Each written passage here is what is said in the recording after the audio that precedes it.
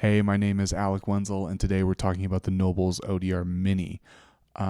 It's the miniature version of the Nobels ODR 1, which is famously used in Nashville. It's like the Nashville Overdrive sound, and this was sort of perpetuated by Tom Bukovac and his fame. And he's actually the reason why I bought one in 2020 of the pandemic. Now, lots of people say that miniature pedals are trash, but often they're the same circuit and they sound just as good as the large ones. And I do think this one sounds awesome. It's something you have to evaluate on a case-by-case basis. The reason I love the Nobels ODR 1 circuit is because of what frequencies it affects with its tone knob. It's often compared to the Tube Screamer because they're both green and have 3 knobs, but the Tube Screamer tends to boost just your upper mids, whereas the Nobels ODR 1 or mini circuit boosts both higher and lower mids at the same time, giving it a more even response, and it really sort of livens up the amp. There's an awesome video by Brian Wampler where he runs some sound through both a Tube Screamer and an ODR 1 while it's running on a frequency analyzer, and you can see this in real time, and it's pretty cool. It was a huge catalyst in me purchasing this in the beginning. If you like what I'm talking about and you like what I have to say, please like and subscribe. I am trying to grow the channel, but other than that, we're going to jump into some sound. Now, this is sort of a non-traditional pedal review, right? Instead of going over just the pedal and looking at just the sounds that it makes, I compare it to each pedal in the drive section on my board so we can kind of hear what it's like in context. It's going to get compared to my Clean Boost, which is a Keeley Katana.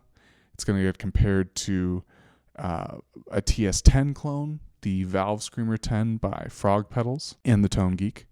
It's going to get compared to Pettyjohn Chime, which is a sort of less colored overdrive that I keep on my board. And then it's also going to get compared to my Fuzz, which I end up using a lot as a heavy lead tone. Not all pedals are made to do everything, so it's just good to see what they could be used for and how they're stacking up in different situations. So you already heard the Nobels on the intro track playing that lead line, and that's typically how I'd use it. But we're going to run through each of these 4 drive pedals real quick. We're just going to do a chord and a couple licks between each of them, and I'm going to set them as similarly as possible each time we rotate through. So first up here is our Keeley Katana, but first, here's my clean tone. It's got a little bit of harmonic trem, almost indiscernible, but just boosts it a little bit, and then some reverb coming from a big sky.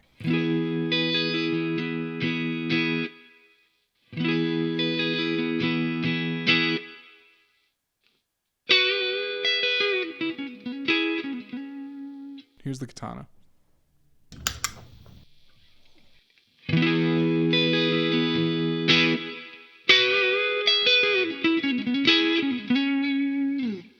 Awesome.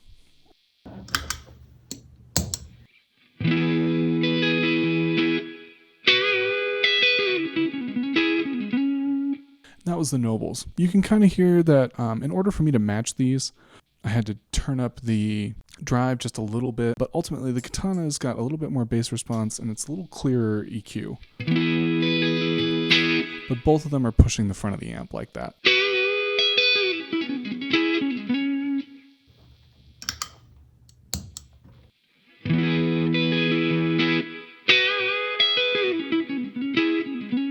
This is what I meant earlier when I said this circuit tends to liven up the amp a lot.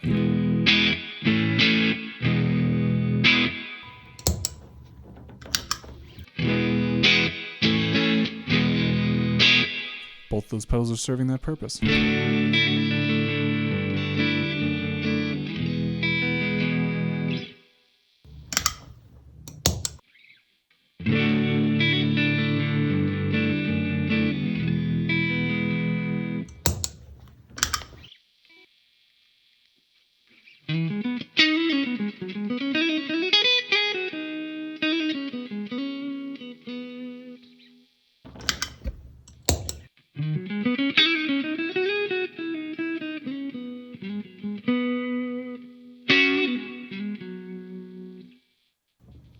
Let's stack them real quick just for fun.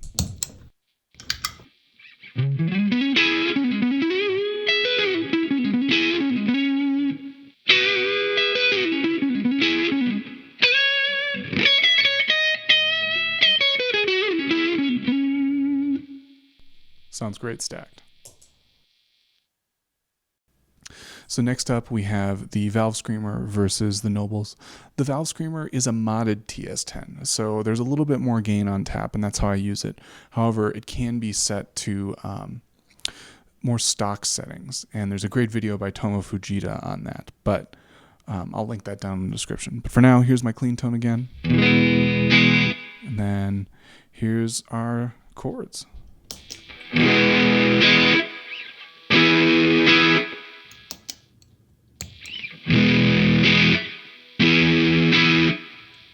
Nobles is a little bit bassier.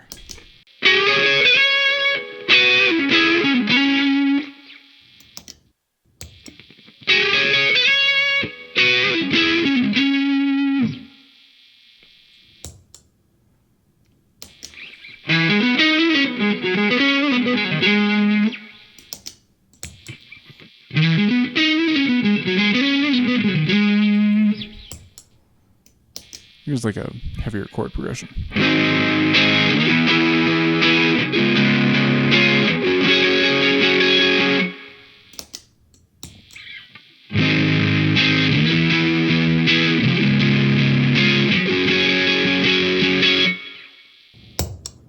So yeah, that's those two together. All right, now we're on to the Petty Chime versus the Nobles. Pettyjohn Chime is a little bit more edge of breakup or broken up amp sound. It's a bit more than edge of breakup. Here's my clean sound.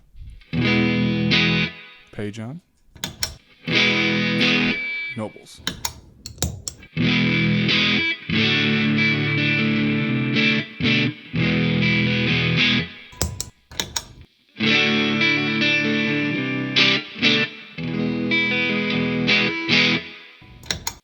Because the Nobles doesn't have a traditional tone knob, it's boosting both bass and highs, so it's difficult to get it to sound bright. I'll show you what I mean. If I turn the spectrum all the way up, we're still getting a bass boost, unlike here.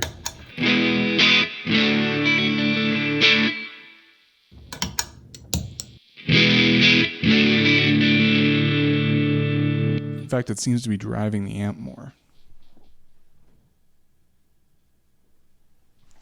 Here it is all the way dark.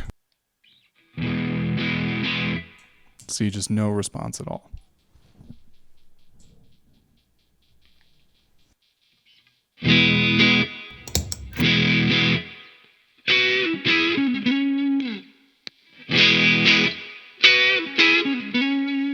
Bet these sound pretty good stacked too.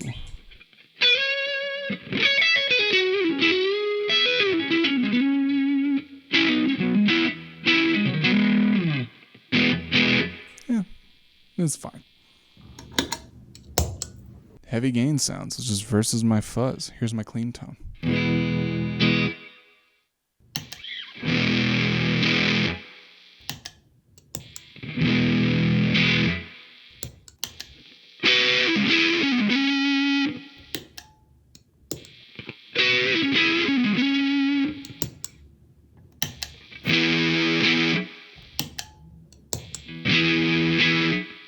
I have to say, it's doing a better job of keeping up than I remember. It's pretty good.